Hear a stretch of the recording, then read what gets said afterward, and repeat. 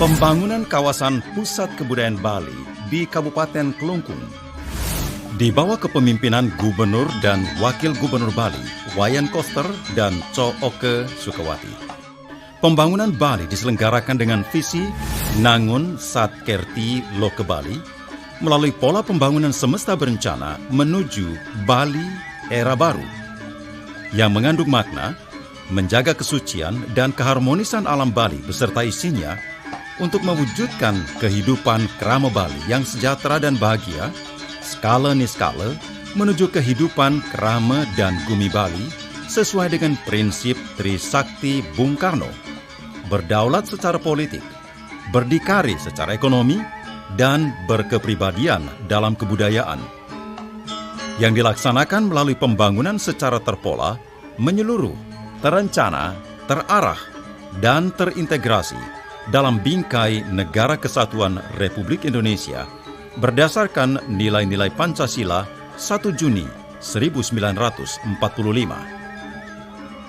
Visi menuju Bali era baru diwujudkan dengan menata secara fundamental dan komprehensif pembangunan Bali yang mencakup 3 aspek utama Jiniun Bali: alam, krama, dan kebudayaan Bali.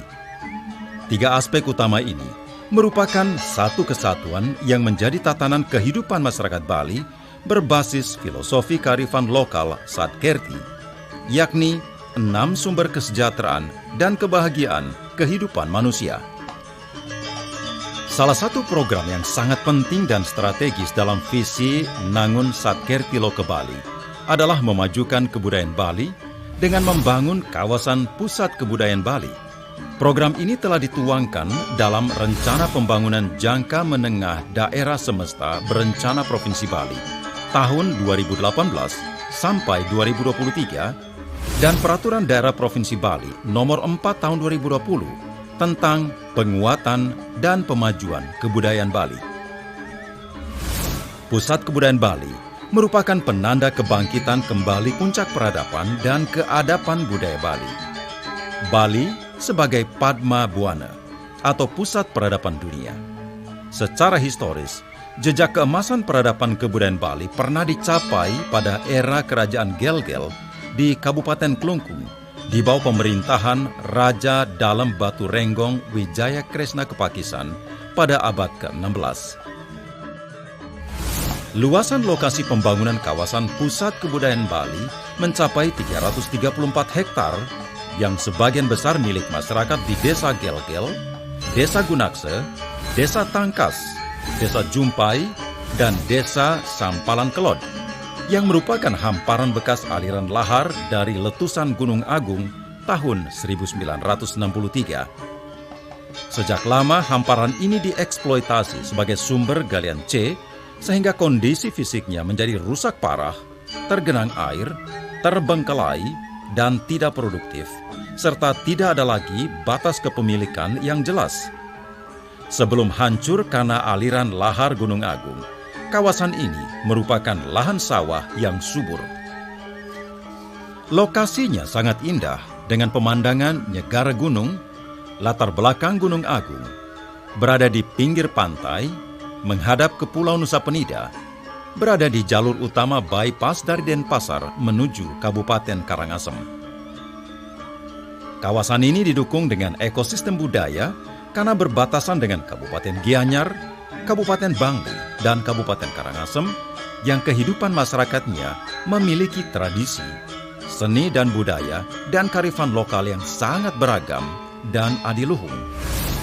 Kawasan pusat kebudayaan Bali ditata secara apik meliputi 3 zona, yaitu zona inti pusat kebudayaan Bali dengan luas 31 hektar, zona penunjang dengan luas 98 hektar, dan zona penyangga dengan luas 205 hektar.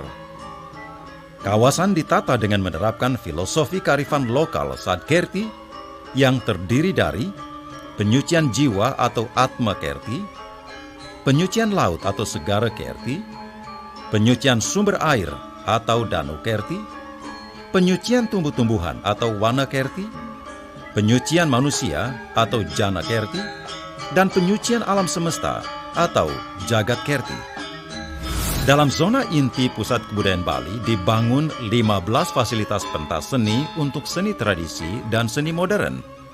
Terdiri dari panggung terbuka utama dengan kapasitas 15.000 orang, panggung terbuka media dengan kapasitas 4.000 orang, kalangan terbuka untuk teater tradisi dengan kapasitas 1.000 orang, 2 kalangan semi tertutup multifungsi masing-masing dengan kapasitas 500 orang, wantilan berbentuk tapal kuda dengan kapasitas 2.500 orang, wantilan berbentuk arena dengan kapasitas 1.000 orang, panggung tertutup dengan kapasitas 1.000 orang, black box untuk pentas tari dan tabuh dengan kapasitas 1.000 orang, gedung teater film dengan 4 ruang studio berkapasitas 150 sampai 250 orang, 2 wahana permainan tradisional Bali dengan kapasitas masing-masing 500 orang. Bali memiliki warisan budaya yang sangat kaya dan unik sejak era Bali kuno sampai era berikutnya yang diwadahi dalam zona inti dengan 12 museum tematik.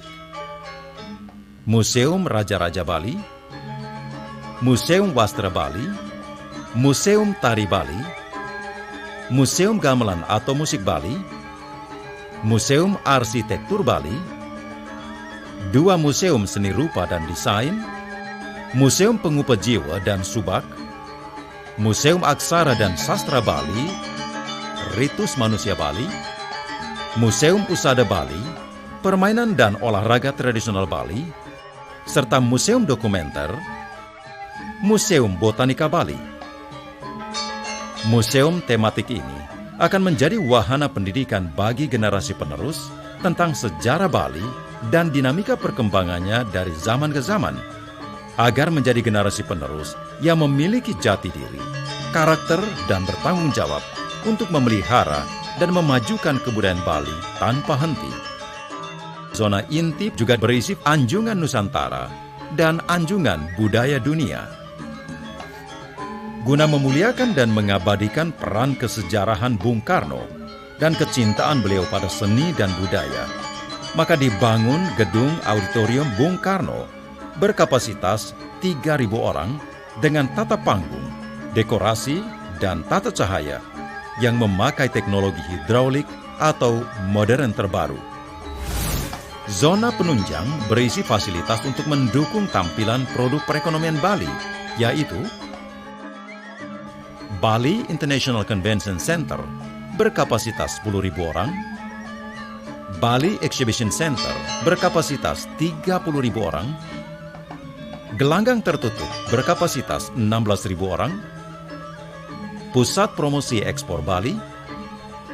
Zona penunjang juga dilengkapi dengan fasilitas terintegrasi yang menjadi pusat pertumbuhan perekonomian baru, yaitu hotel tematik, rumah sakit internasional, pusat perbelanjaan, apartemen, dan marina dengan clubhouse dan restoran.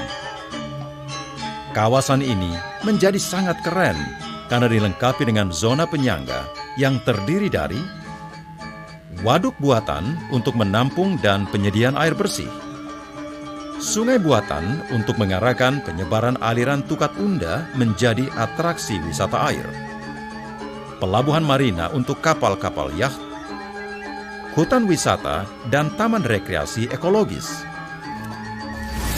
Pembangunan kawasan Pusat Kebudayaan Bali dilaksanakan secara bertahap mulai tahun 2020 sampai 2024, dimulai dari pembebasan lahan, pematangan lahan, pembangunan zona inti, zona penunjang, dan zona penyangga.